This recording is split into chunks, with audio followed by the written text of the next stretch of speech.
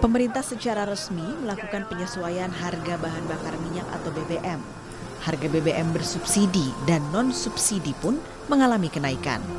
Pemerintah menyiapkan beberapa kompensasi dari kebijakan penyesuaian harga BBM ini. Salah satunya yang disiapkan oleh pemerintah adalah bantuan langsung tunai atau BLT BBM bagi warga kurang mampu. Menteri Keuangan Sri Mulyani mengatakan pemerintah menyiapkan BLT senilai 24 triliun rupiah. Bantuan langsung tunai ini diharapkan dapat menekan angka kemiskinan di tengah kenaikan harga BBM. Pemerintah juga tetap akan memantau jalannya inflasi dan pertumbuhan ekonomi. Bantalan sosial tambahan sebagai bentuk pengalihan subsidi BBM sebesar 24,17 triliun rupiah. Bantalan sosial tambahan ini akan diberikan kepada pertama 20,65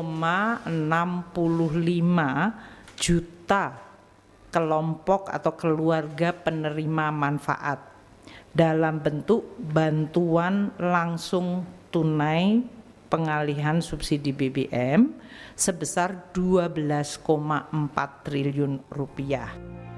Sementara itu Menteri Sosial Tri Risma hari ini menyebut BLT BBM sudah dialokasikan pemerintah dan dipastikan akan sampai ke tangan masyarakat yang membutuhkan. Selain akan terus memantau dan memperbarui data keluarga penerima manfaat, Mensos juga mengadakan program usul sanggah dan comment center agar masyarakat dapat proaktif mengurus bantuan sosial mereka. Pemberian ini akan kita berikan 150.000 4 kali, namun kita berikan dalam 2 tahap. Jadi per tahapnya Rp300.000. Kita berikan per September ini dan nanti pada awal Desember kita berikan yang kedua. Nah, di dalam perjalanan itu, apabila tadi untuk mengantisipasi itu, maka warga bisa mengusulkan, kami punya situs namanya Usul Sanggah, jadi warga bisa mengusulkan dirinya sendiri ke dalam program Usul Sanggah itu, dan kami akan cek di lapangan antara daerah dengan pendamping kami. Kami punya pendamping 70.000 di seluruh Indonesia. Dalam penyaluran bansos BBM ini, pekerjaan rumah pemerintah adalah memastikan pengucuran bansos tepat sasaran. Pemerintah harus mengawal bansos BBM ini agar bisa jatuh ke tangan warga yang benar-benar membutuhkan. Tim Liputan, Kompas TV.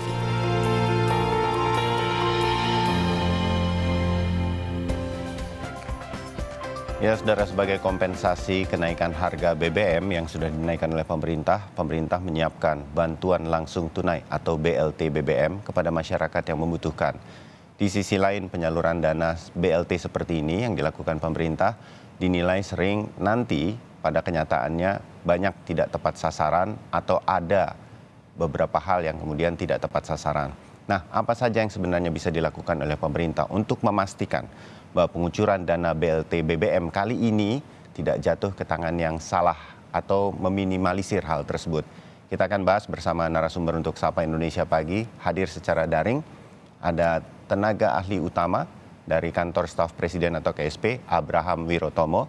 Lalu ada pengamat kebijakan publik, Trubus Rahadiansyah, dan Direktur Eksekutif Indes sekaligus ekonom Tauhid Ahmad. Mas Tauhid, Mas Trubus, Mas Abraham, selamat pagi, salam sehat untuk kita semua. Iya, selamat pagi Bayu, Pak Trubus, Pak Tauhid. Ya, terima kasih. Kita akan sedikit fokus, kan kalau BBM-nya sudah naik, pemerintah sudah naikkan, tinggal BLT-nya ini sekarang. Mas Trubus, Anda punya catatan,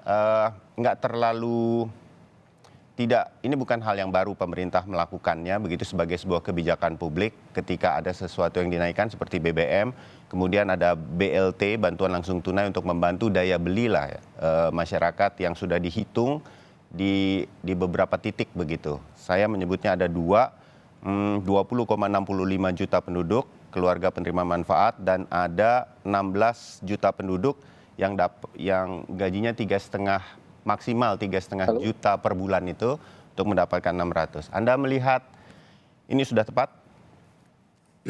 Belum, Mas, belum. Karena apa? Karena belum. Karena masih banyak orang yang di luar itu, yang di luar apa namanya BLT dan BSU. Terutama yang untuk BSU yang agak rumit itu karena apa? Karena menurut saya BSU kan ditentukan 3,5 juta. Nah, dengan juta ini kan tentu di prakteknya nanti kan menimbulkan banyak ini kecemburuan. Bagaimana yang penghasilnya 3,6, bagaimana 0,7 dan sebagainya. Nah, karena itu menurut saya ini data terkait 3,5 juta ini kan sebenarnya kita belum punya data yang valid gitu ya. Yang ini karena kalau yang BLT sudah, yang BLT sudah relatif lah mendekati walaupun belum valid betul. Tapi akurasi data untuk yang BSU ini masih minim. Karena apa? Karena data itu data yang ada ketika yang dikeluarkan oleh Kemenaker dan lainnya lembaga-lembaga yang lainnya itu kebanyakan sebelum COVID, Mas. Nah, kalau sudah selama COVID itu mereka banyak yang di PHK. Kalau udah di PHK, mungkin data dulu 10, sekarang mungkin jadi tinggal 3 atau 4. Nah, ini kan harus dicek semuanya. Jadi menurut saya ini terkait dengan BSU harus betul di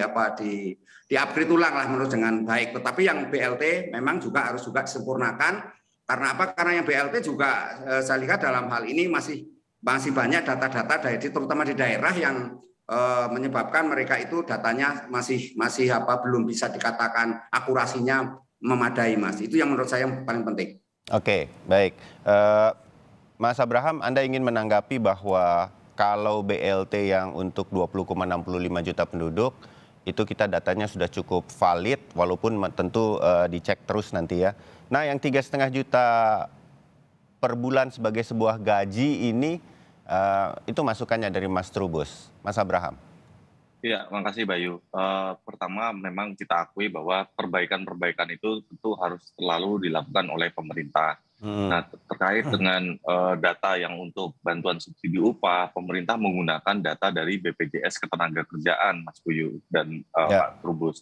Jadi data dari BPJS Ketenagakerjaan itu saat ini mereka memiliki data 51 juta pekerja yang terdata di sana. Nah, di situ juga kita ada data terkait dengan berapa besar upah yang mereka terima, itu pertama. Lalu yang kedua kita bisa melihat juga bagaimana upah minimum tiap provinsi itu yang ada variasi di provinsi yang berbeda.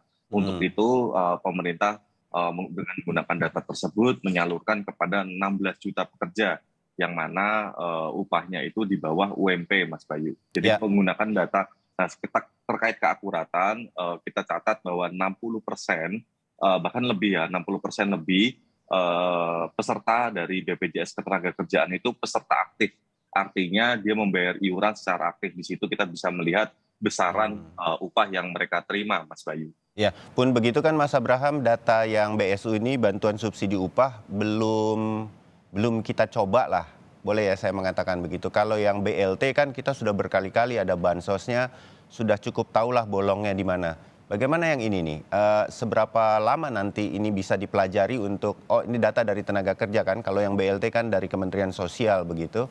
Nah, seberapa akurat ini dan kalau ya ada hal-hal yang nggak tepat nanti bagaimana memperbaikinya dengan cepat, Mas Abraham? Ya Mas Bayu, bantuan subsidi upah ini bukan sekali ini saja diberikan oleh pemerintah.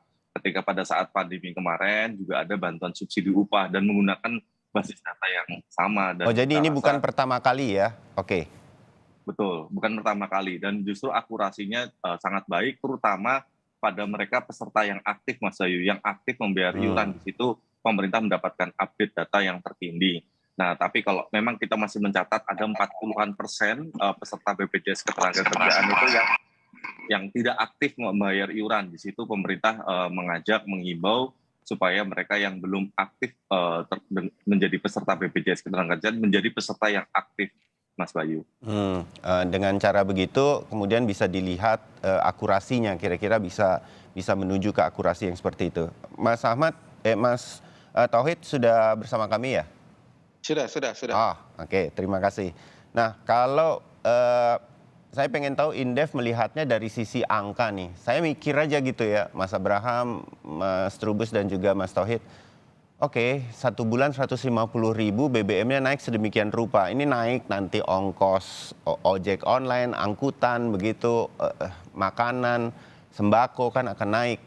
Itu hitung-hitungannya seperti apa ya pemerintah 150.000 1 bulan gitu. Rasanya itu bakal cepat habis gitu. Mungkin saya salah, Mas Ya, Tauhid. betul ya. Ya, kita melihat bahwa ini kita harus hitung dulu dampak terhadap inflasi. Kami perkirakan sekitar 7% begitu ya. Dan apabila pengeluaran per kapita rumah tangga miskin tentu akan berbeda dengan rumah tangga yang bukan miskin. Rumah tangga miskin itu sekitar katakanlah kalau kita lihat data di 2021 sekitar 500-an ribu, anggaplah 500.000, dan anggota keluarga misalnya sampai 5 orang, berarti kan sekitar 2,5 juta per bulan pengeluaran per kapita rumah tangga miskin. Jadi kalau kenaikan 7% ya kita kali saja 7% kali 2,5 juta. Itu mungkin sekitar hampir 180 atau sampai 200.000 begitu. Jadi untuk itu saja memang tidak akan cukup begitu. Jadi dampak dari kenaikan inflasinya kurang begitu. Yang kedua, pada saat yang sama misalkan rumah tangga miskin kalau di kita rata-rata ya paling tidak punya motor satu misalnya, dengan pengeluaran untuk katakanlah BBM ya Pertalite utamanya, itu rata-rata misalnya 2 liter begitu per hari ya 2 liter, mereka harus menanggung sekitar 2.350, berarti kurang lebih hampir 5.000-an atau 6.000. Nah, asumsinya katakanlah bekerja selama 20 hari kerja, maka dia rumah tangga miskin juga harus menanggung dampak dari harga itu sekitar 80.000. Jadi kalau kita lihat 80.000 plus tadi 200 ribuan, maka tentu saja ini bukan ganti untung ya, ganti rugi. Jadi jumlah pengeluarannya jauh lebih besar dibandingkan apa yang diberikan oleh pemerintah. Meskipun ini positif, ya kami mendorong agar jumlah bantuannya tentu saja jauh lebih besar dari yang sudah ditetapkan begitu. Ya, mengenai hitungan ini pemerintah punya perhitungan seperti apa sebetulnya, Mas Abraham, dan ada kemungkinankah bahwa ini akan ditambah, Mas Abraham? Ya, Mas Bayu. Ya, jadi sebenarnya basis data yang kita gunakan dengan Pak Tauhid sama ya, kita sama-sama menggunakan garis kemiskinan dari BPS. Tadi angka garis kemiskinan kita itu kalau per yang 2022 itu sekitar 2,4 juta per bulan per KPM. Ya. Nah, apabila kalau kita lihat bantuan BLT BBM itu 150.000 per bulan, itu artinya ada tambahan 6%, Mas Bayu. 6% tambahan dari pengeluaran mereka. Nah, dari BLT. Sedangkan kenaikan inflasinya tadi yang bagaimana disampaikan Pak Tauhid dari 4 ke 7, berarti kan deltanya per kenaikannya itu kan 3%. Ya. Tambahannya itu 6%. Oleh karena itu pemerintah meyakini dengan adanya bantuan langsung tunai yang senilai 150.000 per bulan, ini bisa menjaga daya beli dari masyarakat. Terkait besaran konsumsi BBM dari masyarakat kelompok miskin atau rentan, ini debatable ya Mas Bayu ya. Kita bisa mengambil sampling dari yang konsumsi BBM-nya besar atau BBM-nya yang sedikit. Tadi kan 4 liter per hari. Nah, kalau kita rata-rata motor, dulu saya punya motor bebek itu tuh per liter tuh bisa sampai 40 sampai 50 km per liter. Nah, artinya anggap saja 40 km lah per liter. Berarti kalau 4 liter kali 40 km berarti kan 160 km kan. Itu kan luar biasa. Nggak semua orang lah melakukan setiap hari perjalanan sejauh itu. Jadi kalau pemerintah ngambil rata-rata, diambilnya angka rata-rata tadi itu dengan melihat dari rata-rata garis kemiskinan sekitar 2,4 juta, pengeluarannya 2,4 juta per bulan, tambalannya 6%, sedangkan potensi kenaikan dari inflasinya itu 3%. Untuk itu pemerintah meyakini dengan demikian daya beli terutama kelompok rentan dan orang miskin itu bisa terlindungi. Di situ yang menjadi prioritas dari pemerintah, Mas Bayu. Oke, terbayang apa yang sebetulnya menjadi bayangan pemerintah. Mas Trubus, Anda punya pendapat mengenai besarannya ini 150.000 per bulan selama 4 bulan? Iya, menurut saya ini memang besaran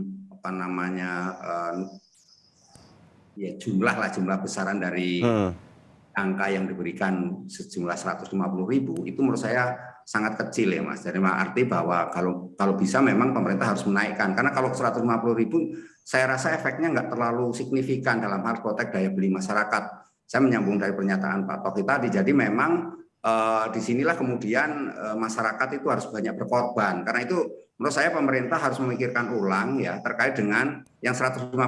Tentu ini memang pemerintah nanti alasannya mesti BBM-nya yang APBN yang harus digelontorkan jauh lebih besar. Tapi ini sebuah resiko dari sebuah kebijakan. Jadi dalam hal ini memang harus ada upaya dari pemerintah agar menaikkan, jangan hanya 150.000. Kalau perlu karena kenaikan pertalite saja 30%, berarti sedangkan untuk pertamax itu sekitar 16%. Berarti kalau dinaikkan ya mereka harus naik dari 150.000 ke tataran misalnya 1 juta misalnya satu per bulan. Nah, itu jadi ada angka yang diterima itu bisa membuat masyarakat daya belinya mampu bertahan, Mas. Yang kedua bahwa masyarakat selama ini sudah cukup berat dalam konteks karena pandemi COVID dan bantuan dari pemerintah makin lama makin dalam kalau jumlahnya sama ya, tapi makin kecil nilai rupiah itu, sehingga yang terbeli adalah barang-barang yang hanya mungkin konteksnya hanya kebutuhan dasar gitu ya. Sehingga ini memang yang harus diperhatikan supaya pemerintah juga memikirkan jangan hanya kebutuhan dasar istilahnya cuman beras dan ini istilahnya sayur-sayuran, tapi juga bisa beli minyak goreng, dan di satu sisi juga bisa beli makanan yang lebih bergizi. Kira-kira itu Mas menurut saya. Oke, baik. Mas Abraham nanti ditanggapi masih berkaitan dengan besarannya, dan juga saya juga akan lebih fokus nanti di bagian kedua setelah jeda berkaitan dengan pelaksanaannya nanti. Pada waktu pelaksanaannya ini nih yang nanti kita biasanya suka muncul banyak masalah, dan apa yang menjadi keyakinan pemerintah bahwa kali ini itu akan berkurang atau sudah diminimalisir. Kami segera kembali, tetap bersama Sapa Indonesia Pagi.